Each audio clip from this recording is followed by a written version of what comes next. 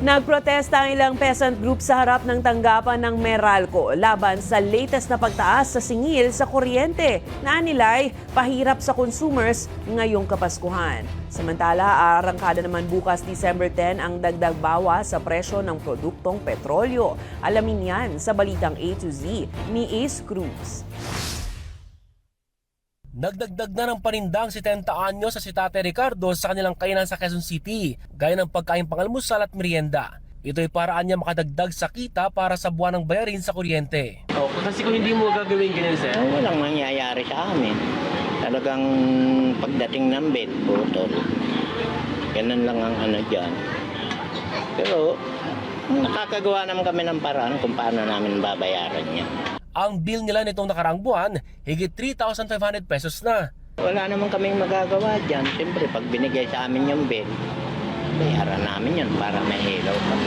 Nobyembre na magpatupad ang dagdag singil na 43 centavos kada kilowatt-hour ang Meralco dahil sa mataas na generation charge mula sa Wholesale Electricity Spot Market o WESM. Nakaapekto rin ang paglakas ng halaga ng dolyar at ayon pa sa Meralco, tumataas din ang konsumo kapag Christmas season. Pero ayon sa peasant groups, kalabisan na ito. Singil sa kuryente at sa tubig. Ibaba! Serbisyo sa tao.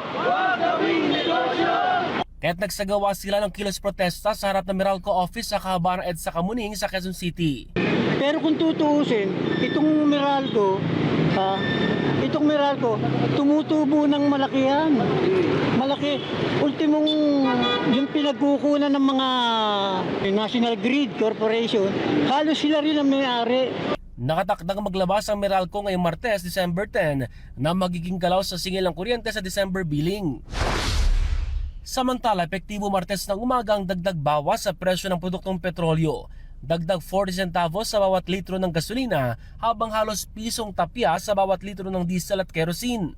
Isa sa pangunahing dahilan ng dagdag presyo ay nagpapatuloy na kaguluhan sa ilang bansa. Yung pa rin pong kaguluhan na nangyayari sa Middle East, lalo na po yung atake. Hindi po ba yung sa Israel, saka sa Hezbollah po, yung Russia-Ukraine, nandyan pa rin naman po yan, nag-worsen pa nga. At saka po yung pag-delay nitong OPEC Plus member countries ng kanilang increase sa production. Hindi po ba nag-cut sila? Gayun din ang desisyon ng ilang oil exporting countries na palawigin ang kanilang supply cuts. Para sa Balitang A to Z, Ace Cruz.